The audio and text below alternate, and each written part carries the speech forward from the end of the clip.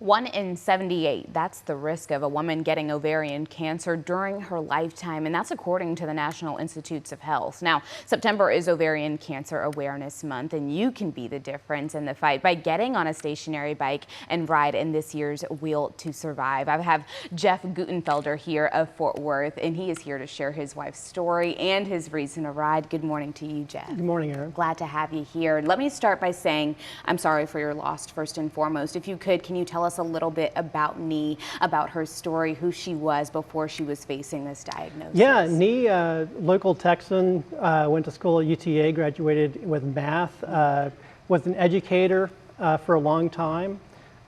Just a beautiful person. Yes, indeed. Okay, so then tell me, can you take us back to the day when Nee got her diagnosis, the ovarian cancer diagnosis, and what symptoms do you know of that she was experiencing? Yeah, she was experiencing many of the symptoms. She had bloating, feeling full quickly, abdominal pain. She also had urinary frequency increasing. We found out from the doctor she had the BRCA1 gene mutation. 2 days after that phone call, she was in the hospital with a bowel obstruction. Wow.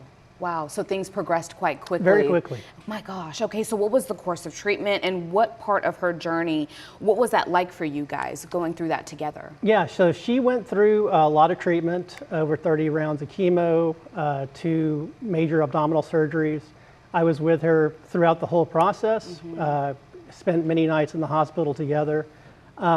You know, it was also during the time COVID was happening, so it was additional stress. So much is happening. Yes. My goodness. And how do you feel as a partner? Because you want to support her, right? And you want to bring as much positivity to the table as possible, but you're also watching the person you love go through a really trying time. Yeah, it's difficult. I think just being there to support her. We had a lot of great family and friends that also supported us, and so that's very important.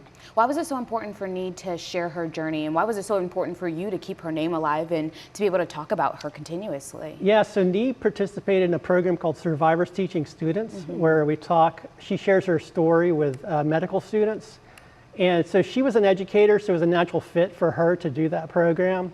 And then I've also continued that program too, sharing her story and also my experience as a caregiver to help medical students understand the signs and symptoms of ovarian cancer. Wow, wow. What have you noticed from other people as far as you talking to them as a caregiver? Have you been able to give advice? Have you been able to see people where you were at one point? Yeah, I've met a lot of spouses of people that have been impacted by ovarian cancer.